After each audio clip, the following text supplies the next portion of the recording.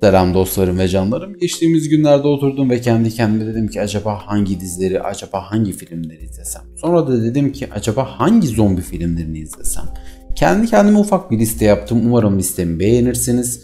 Birden 7'ye kadar bir listem var. Gerçekten izlerken çok büyük keyif aldım. Eminim ki siz de bu listemden çok büyük bir şekilde keyif alacaksınız. Hemen size hiç yorulmadan başlatayım direkt ben listemi.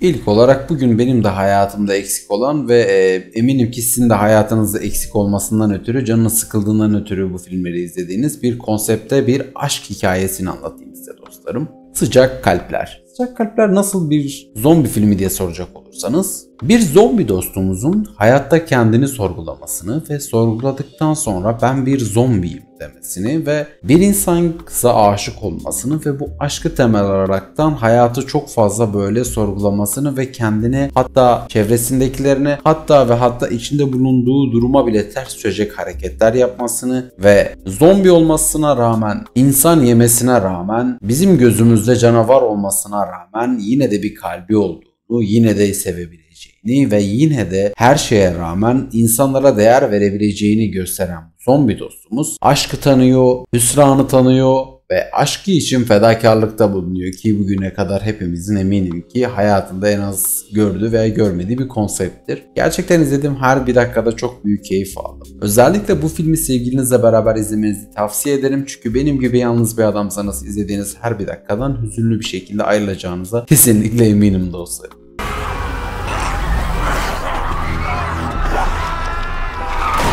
Şimdi dostlarım, canlarım, bir sonraki önerim ise Aç Gezenler. Aç Gezenler nasıl bir film diye soracak olursanız, Kübeç kasabasında yaşayan bir grup halkın yavaş yavaş zombiler tarafından ele geçirilmesini, sevdiklerini kaybetmesini ve zombilerin yavaş yavaş insanları öldürmesiyle kasaba halkının ormana kaçıp zombilerden korunmaya çalışmasını anlatan çok güzel bir yapım. Özellikle izlediğiniz her bir dakikada şunu diyorsunuz: acaba 5 dakika sonra ne olacak? Film o kadar akışkan, o kadar ileri düzeyde gerçekten çekilmiş ki, küçük bir kasabada çekilmiş olmasına rağmen, düşük imkanlarla çekilmiş olmasına rağmen gerçekten insan keyif alıyor. Çünkü zombiler ormanın içerisinde fikri gerçekten insanı dehşete düşürüyor. Yani zombilerin nereden geleceğini bilmiyorsunuz, nasıl saldıracaklarını bilmiyorsunuz. Hele ki o kadar da kendinizi karakterlerin yerine katıyorsunuz ki acaba 5 dakika sonra ne olacak diyorsunuz ve hele ki izlediğiniz her bir dakika içerisinde olayları karakterlerin gözünden görüyorsunuz ve sonunda bu karakterlerin bir araya gelişini, sonunda beraber zombilerle savaşını görüyorsunuz ve gerçekten bir ahenk içinde bir film izlediğinizi görüyorsunuz dostlarım. Daha doğrusu bir ambiyansın içinde olduğunuzu görüyorsunuz. Yani Aç Gezenler filmini size canı gönülden önerebilirim gerçekten.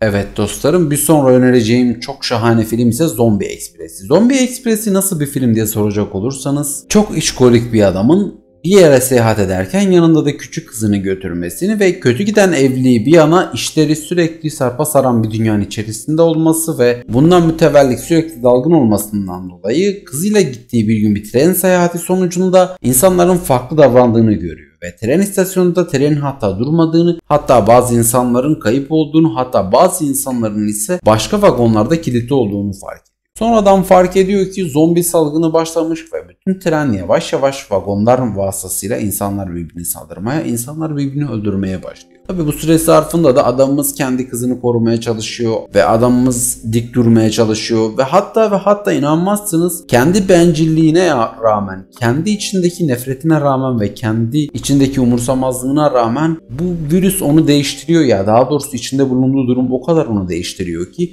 insanlara yardım etmeye, daha iyi bir insan olmaya çalışıyor ve ki kızının hayatını kurtarmaya çalışıyor. Hepimiz Doktor Strange'de tanıdığımız Wong abimiz ise zaten o da bu filmde yer alıyor ve onun da çok gerçekten güzel sahnelerle beraber çok güzel bir ambiyansla onu da izliyoruz. Kendisinin hamile bir karısı var ve bu hamile karısını da tabii ki de o da zombilerden korumaya çalışıyor ve bu ikilinin beraber aldığı bir macerayı izliyoruz. Bir tren içerisindeki o korku dolu anları izledikçe gerçekten tüylerimizin diken diken olmaması elimizde değil dostlarım.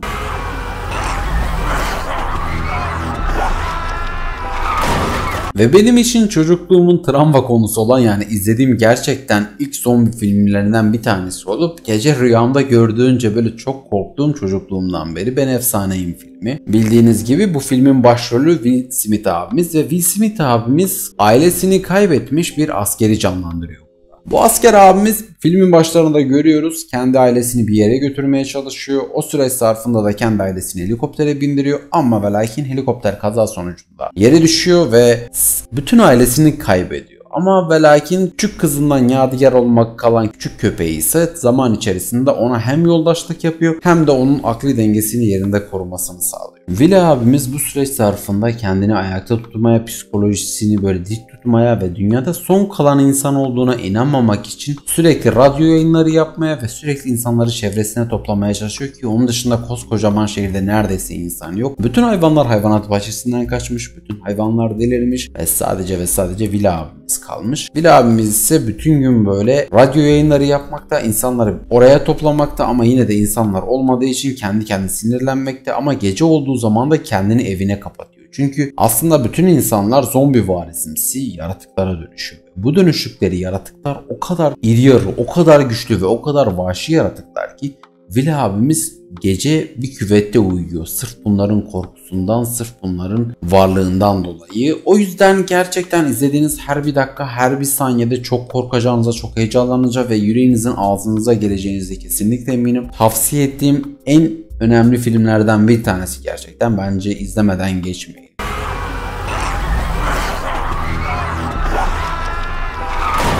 Bir sonraki filmimiz ise Cargo. Cargo kesinlikle benim çok sevdiğim bir film. Neden diye soracak olursanız dostlarım, kendisi bir Netflix yapımı ve kendisi gerçekten izlediğiniz her bir dakika diyebilecek bir film. Bir babanın küçük bir kızını zombiye dönüşmeden önce birilerine emanet etmesi gerektiği için yola çıkmasını, bu yol sonucunda kendi küçük kızından biraz daha büyük bir kızla tanışmasını ve onunla beraber yol aldığı süreç zarfında zombilerle karşılaşmasını, zombilere büyük bir mücadele vermesini ve kesinlikle bu iki yükün arasında kaldığı süreçte o yaşadığı gerginlik, o yaşadığı psikolojik sıkıntıyı en derinizden hissediyorsunuz. Belki o kadar fazla bir zombi içerisinde yok, belki o kadar büyük actionlar içerisinde yok ama izlediğiniz her bir dakikadan keyif alıyorsunuz, kendinizi karakterin yerine katıyorsunuz ve şunu görüyorsunuz sayın dostlarım.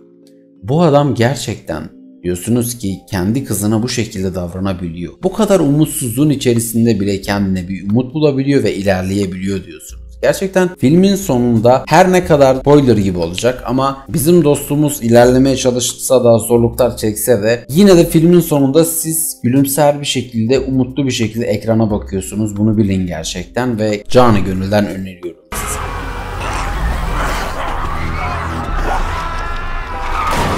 Bir diğer yapımsa benim gerçekten böyle izlerken tüylerimin diken diken olduğunu, başrollerinde ise Brad Pitt abimizin olduğu Dünya Savaşı Z. Gerçekten uzun yıllar boyunca izlediğim en iyi yapımlardan bir tanesi olduğunu söyleyebilirim ki tekrar dönüp tekrardan izledim. Brad abimiz ailesiyle beraber yaşayan, kendisi bir doktordur ve gerçekten çok mutlu, sevimli, küçük bir ailesi ve hayatına devam eden güzel bir yaşantısı var. Ama ve lakin bir gün kalktığı zaman bütün her şey kaosa dönmek üzeredir ve bütün insanlar panik içerisindedir. Kendisi bütün olayların ne olduğunu bilemez ve insanlarla beraber kaçmaya başlar. Ki kaçtığı sürede de zombilerle tanışır, zombileri görür ve o zombilerin neden böyle olduğunu, nasıl böyle olduğunu bilmek ve öğrenmek için devletle anlaşır ve bir panzehir bulmaya çalışır. Bu şekilde dünyaya gezmeye çalışır, pek çok ülkeye gider, pek çok yere gider, pek çok insanla tanışır ve pek çok gittiği ve tanıştığı insanlarda şunu görür. Zombi felaketi bunları nasıl etkiliyor, nasıl oluyor ve kendisi gerçekten bunları bize yaşatırken, yani daha doğrusu izlediğimiz her bir saniye, her bir dakikada şunu diyoruz gerçekten. 10 numara 5. Yani böyle bir film nasıl bu kadar muhteşem, nasıl bu kadar güzel olabiliyor diye kendi kendimize soruyoruz. Ama ve lakin gerçekten izlediğiniz her bir dakikada duygu dolu anlar, korku dolu anlar ve özellikle içinize işleyen dakikaları gerçekten hissedebiliyorsunuz. Canı gönülden öneriyorum size dostlarım.